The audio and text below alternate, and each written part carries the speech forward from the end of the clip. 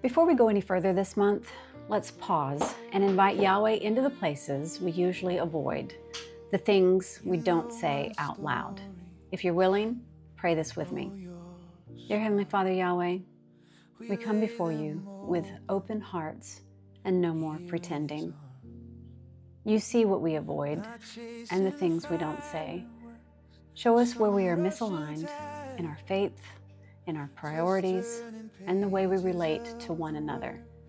Give us the courage to speak what is true and the humility to listen without defense. Remove fear, remove confusion, and make us steady in your truth. Prepare our hearts for what you are building. Make us ready to build something that lasts.